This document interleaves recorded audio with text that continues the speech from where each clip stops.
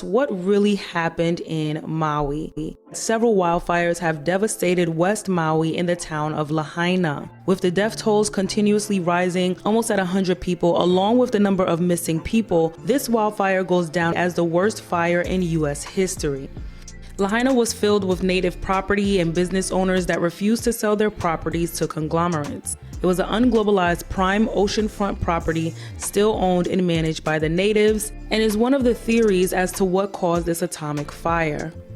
One reoccurring question is, how did this happen? And there are two theories online. One is environmental. News reports are saying that the combination of major hurricane 200 miles of the southern shore of Maui combined with the northern pressure created a massive dryness of winds and sparked fires.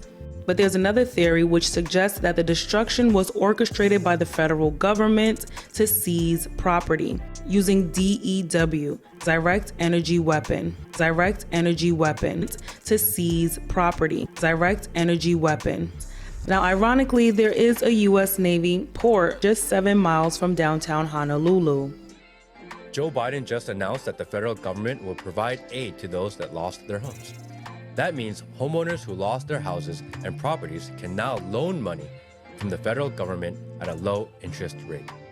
Your super valuable property that is skyrocketing in value, you can now get a new mortgage. Your super valuable property that is skyrocketing in value, you can now get a new mortgage, courtesy of Uncle Sam. I mean, literally the whole entire town was burnt down. There are no jobs. There is no income. People are literally just trying to find power and food and find their family and friends. Local residents have taken to social media to say that realtors and investors are harassing them, calling their families and offering to buy their land. Frustrated with investors and realtors calling the families who lost their home, offering to buy their land, get their business name, so we can put them on blast.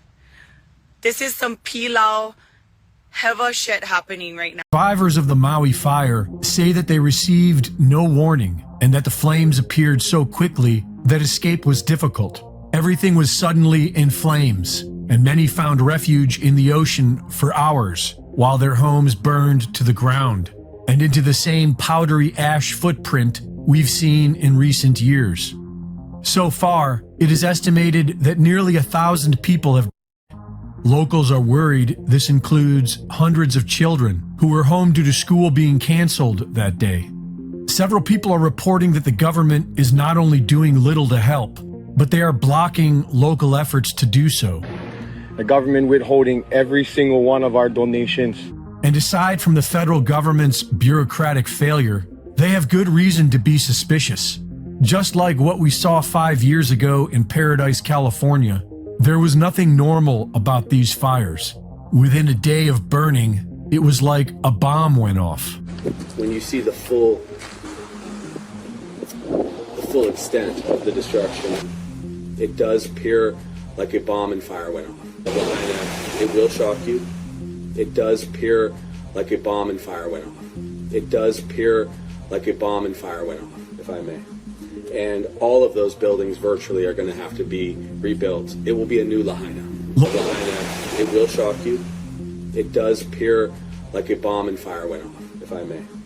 And all of those buildings virtually are going to have to be rebuilt. It will be a new Lahaina. Local residents have been reporting bright flashes of light. One was captured by a home security camera that appears to have been the start of the Olinda fire.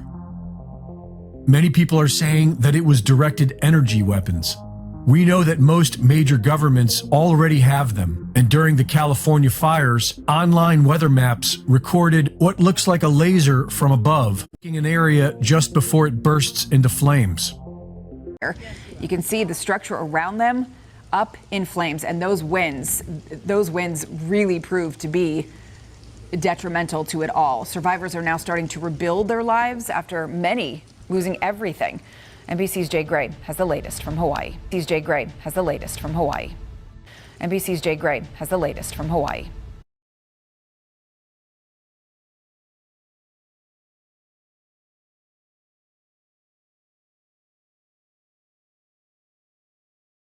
NBC's Jay Gray has the latest from Hawaii.